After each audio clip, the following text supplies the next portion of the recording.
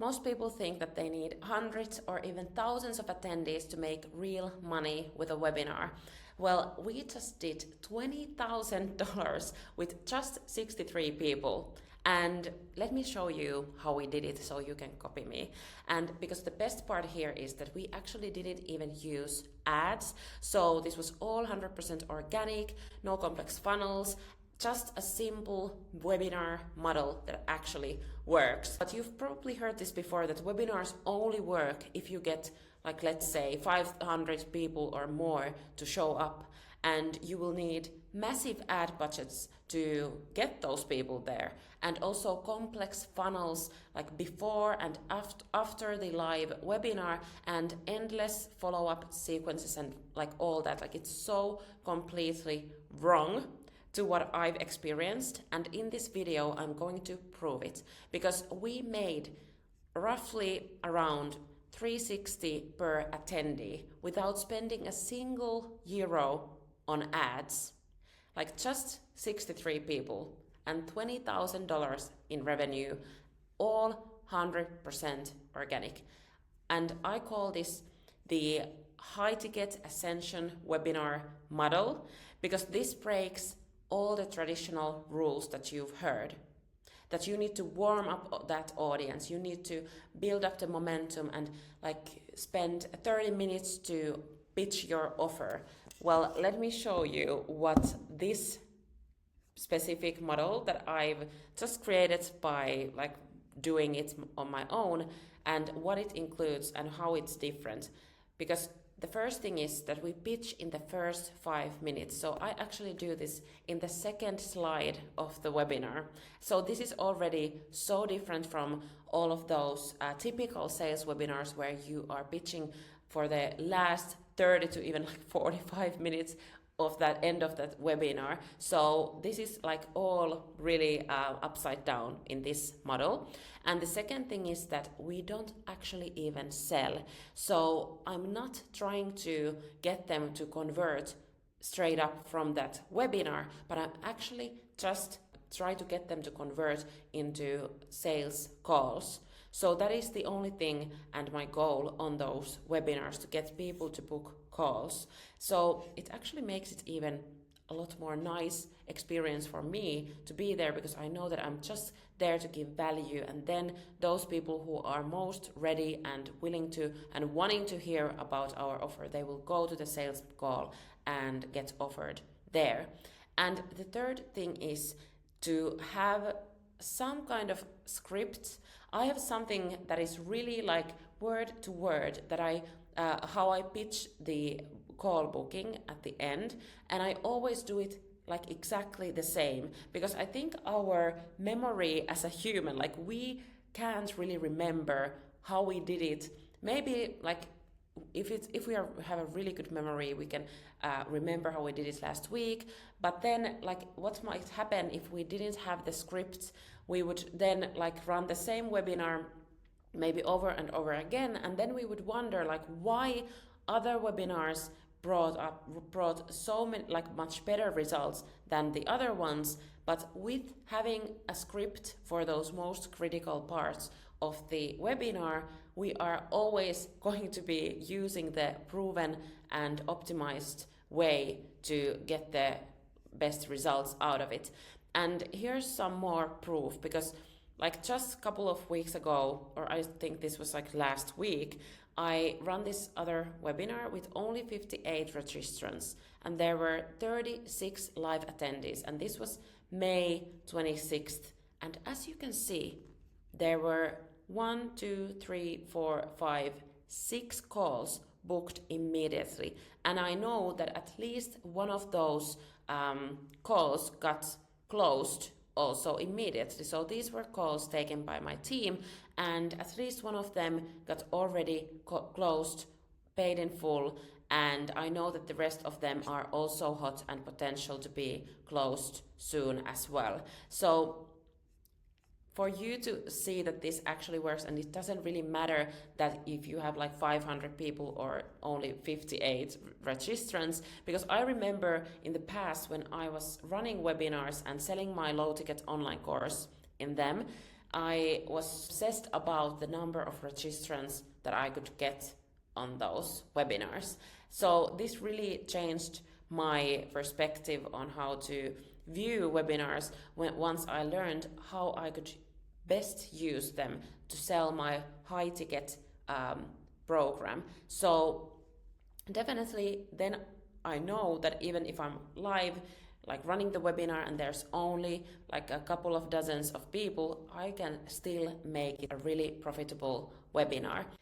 So here's actually a message that I got from one of my clients, whom I had created a webinar with this high ticket Ascension webinar model, and this was the first time that she actually used that framework.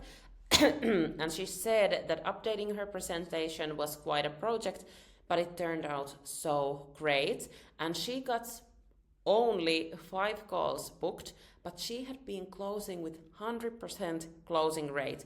And I know after this message was sent that she actually closed 4 of those 5 people to her high ticket program, Keto coaching program. And also what she did, she added something that I didn't even have in the process, was this downsell process, where she had like this option B for those who weren't qualified for the premium, and she was able to even make 7,500 in like added revenue for those added to those 4 high ticket closed clients. And actually she even got a more profitable webinar with 0 ad spend, with 0 warm up or like email sequences or follow up or any kind of funnel built around. Like she literally just invited her audience to join this webinar. She hosted it with this model that I will be now showing you in a minute how to implement this to yourself. And she did it and was able to make, I would say that this was maybe like roughly like $25,000 from 1 hour webinar. So like I'm just so excited about this, because I will be implementing this now to all of our clients who are selling their premium programs with us, because this is just like the best way and the fastest way also to like host one webinar. It's like a sales call without you being on a sales call, because with just 1 hour you are presenting to a whole group of people who already are interested in working with you, and then your team can handle the rest and close the deals for you. So definitely worth trying out. But how to implement this to your business ASAP so you can see the results to yourself? And the first thing is that how to pitch at the start without sounding too salesy. So what I actually noticed is that when I pitch my offer, I do it really authentically, because I've noticed that some other coaches or like consultants whose webinars I've seen, they have done something similar, but it's so like tactical or like a mysterious way of sharing about their offers. But what I do instead is literally have this one slide where I'm like, here is the pricing, how it goes, and this is what you get. And I'm just super authentic, like, hey, I know that you've been to multiple webinars, and you know, like, this one is not going to be the type of webinar where you need to get your credit card at the end.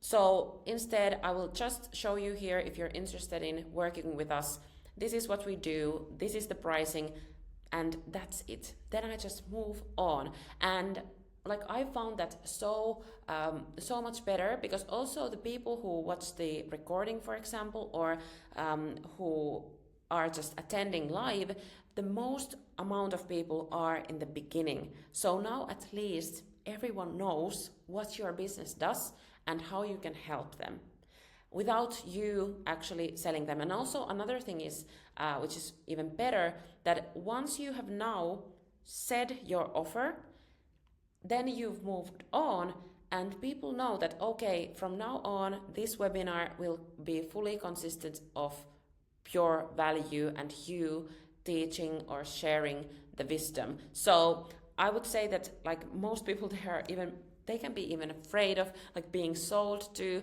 at the webinars. So like now I've instead done it beforehand, and then we can just move on to the value part. So I think it's just like being even better.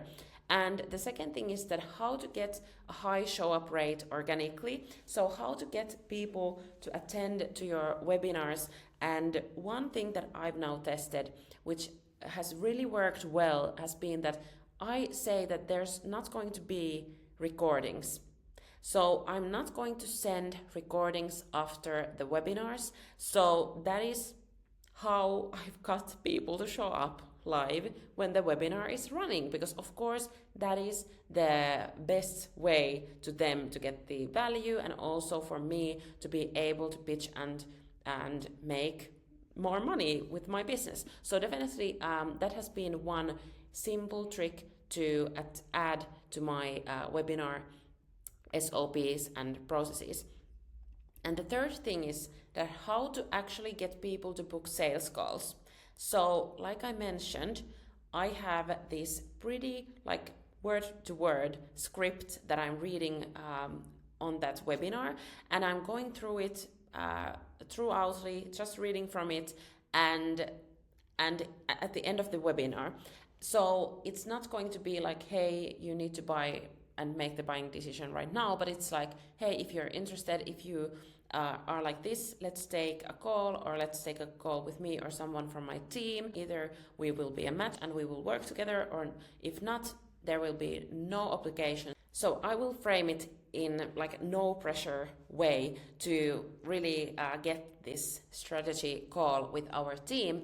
And another little surprise that I use is having a surprise bonus for those who book now from the live webinar.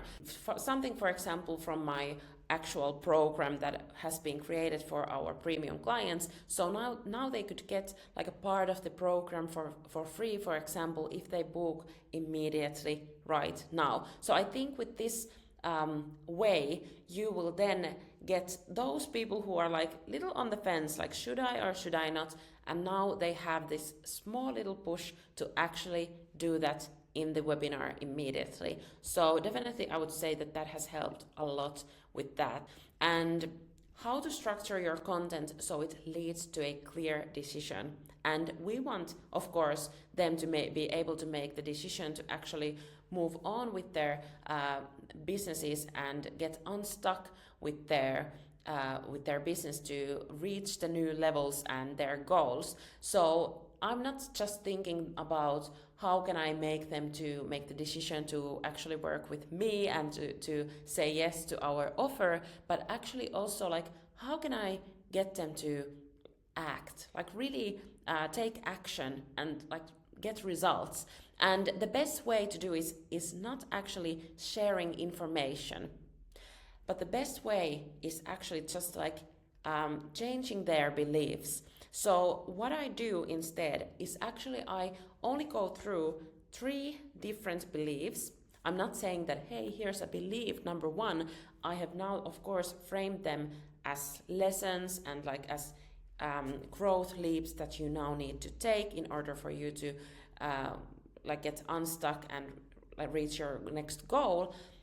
But behind there, it's actually 3 beliefs that I'm changing. And those are beliefs about the new opportunity, which is of course related to the offer and what we do, of course. And then the second belief is something that they have about themselves. So something that is limiting belief about themselves, like why can't they do it? And now I'm just like unlocking that so they can see that, okay, well, maybe I can do it.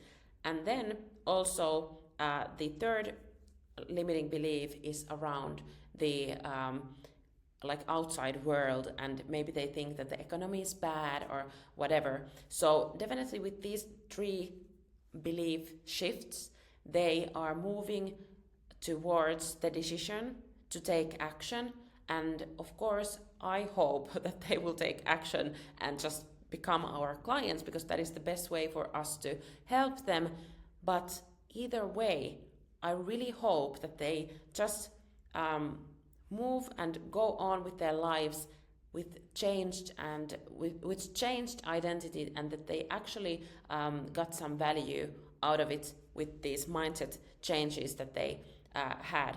Because I think most people, they try to teach so many things and give so much knowledge, but instead I only focus on 3 limiting beliefs and how to unlock them. So now I've only talked about the revenue and the cash that has been collected through those webinars pretty much directly.